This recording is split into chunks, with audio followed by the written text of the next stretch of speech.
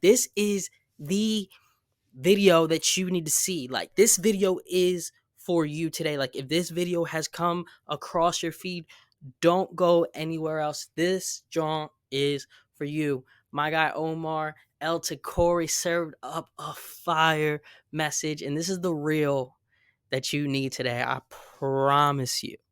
I promise you. This one is for you, and your boy is here to deliver it. I didn't have a Bible. I didn't know the songs that was sung on the weekends. I didn't have prayers memorized. I had nothing. But what I did have was this. I had a camera. Tell him. And I think similarly to Moses, I felt God just say, use what's in your hand. What do you have, Omar? I got this camera, God. Take pictures. Capture video. Just be faithful with this. If you're in this place, and I would argue that you came to City Light and you probably saw either an image or a video before you actually came. And so what God actually used with the camera is he actually turned it into a microphone and got the message of the gospel out. And he began to raise young photographers in the house of God. Go. And people be able to use their gifts, talents, and abilities. What do you have? What's in your hand? So many times I was just behind the camera, just making the man of God look good, making the team look good.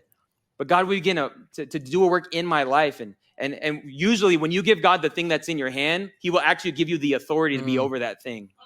And you begin to see your life and back and be like, whoa, how did this even happen? It all started with what was in my hand. That was fire. Look, just use what is in your hand. Just use the gift that God has given you. No matter how small or insignificant it may seem, I promise if you take what God has already placed inside of you and with a genuine heart desire to use it to glorify him, he will use it, fam.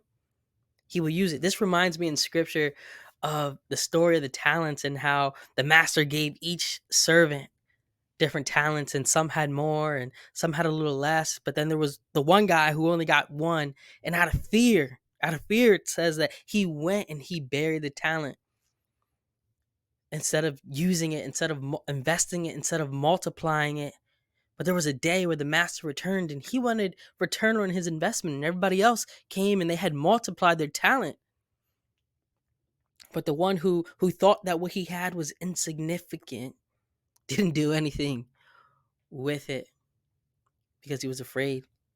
So don't be afraid to use the gift that God has placed in your life, because I promise you, bro, there is a day and a time where you're going to stand before him and God is going to want return on his investment. He's going to want return on the thing that he's placed in your hand, the gift that he's given you. He's going to want to know, what did you do with the life that I've given you, with the gifts that I've placed in your hand, with the call that I've placed on your life.